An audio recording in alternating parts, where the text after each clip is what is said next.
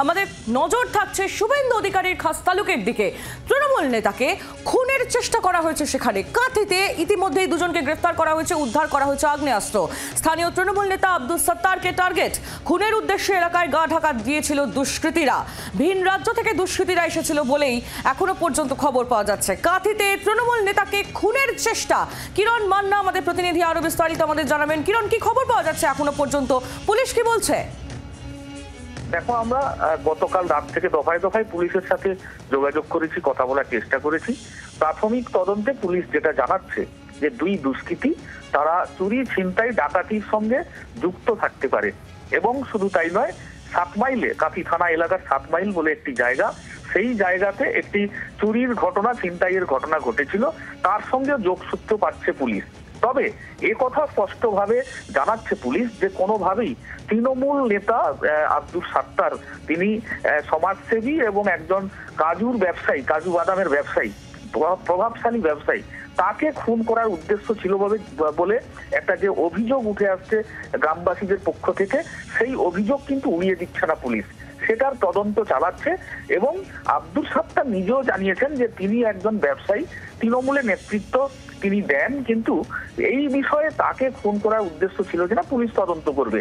তো মানুষজন বা গ্রামবাসীরা যেটা জানাচ্ছে যে কাঁথির রায়পুর এলাকায় এই দুই দুষ্কৃতী, একজনের উড়িষ্যা বাড়ি, একজনের খেজুরি বাড়ি, এই দুষ্কৃতী রিভলভার একটি এবং তার সঙ্গে একটি রেন্ট এবং কয়েকটি মোবাইল, 2টি বাইক উদ্ধার হয়েছে।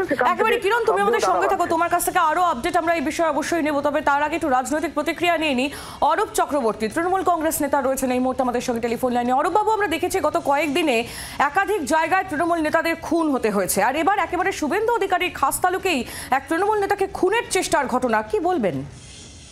শুধু নয়, আপনি খেয়াল করে দেখবেন যে দুজন আততায়ী প্রাথমিকভাবে ধরা হয়েছে, একজনের বাড়ি খেজুরিতে। এই খেজুরি হচ্ছে কদিন আগে শুভেন্দু অধিকারী সেখানে বন্ধ দেখেছিলেন এবং প্রকাশ্যে তৃণমূল কর্মীদের দেখে নেওয়ার হুঙ্কার দিয়েছিলেন।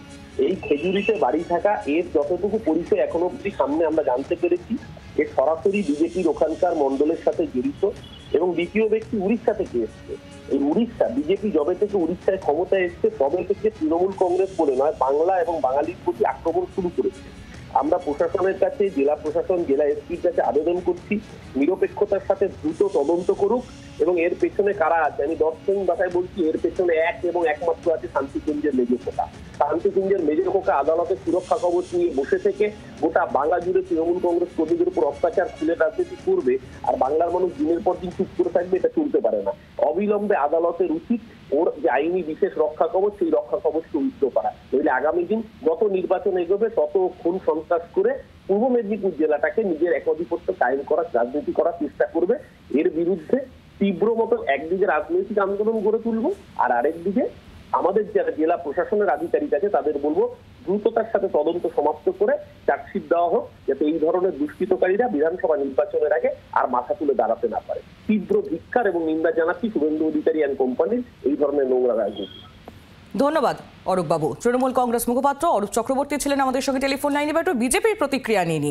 দেবজিৎ সরকার, বিজেপি নেতা, রয়েছেন আমাদের সঙ্গে টেলিফোন লাইনে। দেবজিৎ বাবু, একেবারে শুভেন্দু অধিকারী খাস তালুকের তৃণমূল নেতাকে খুনের চেষ্টা, তৃণমূল কংগ্রেসের অভিযোগের তীর শুভেন্দু অধিকারীর দিকেই, কি বলবেন আপনারা? রাজ্যটা চালাচ্ছে তৃণমূল কংগ্রেস, রাজ্য চলছে নবান্ন থেকে। শুভেন্দু অধিকারীকে কোন রকম ভাবে থামাতে পারছেন না এনারা, রাজনৈতিক ভাবে আটকাতে পারছেন না, এইসব অপপ্রচার করছেন। এটাই তো তৃণমূলের কালচার।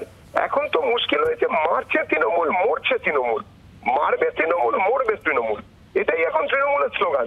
কাটমানি, তোলাবাজি এবং এইগুলো করতে করতে খোকাবাবু কচু গাছ কাটতে কাটতে এখন ডাকাত হয়ে গেছেন। এখন আর কাউকে আটকাতে পারছে না তৃণমূল কংগ্রেস।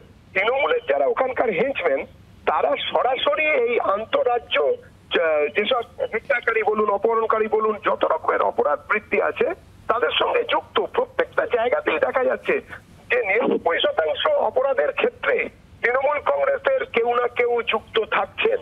এটাই একটা অদ্ভুত ব্যাপার। এই মুহূর্তে প্রশাসন, তৃণমূল কংগ্রেস এবং দুষ্কৃতী হয়ে গেছে। এই সরকারটাকে যেতে হবে, তা না হলে রাজ্য বাঁচবে না। 26-এ এই সরকারকে বিসর্জন দিতেই হবে, সাধারণ মানুষ তাহলে বাঁচবে না। তা না হলে।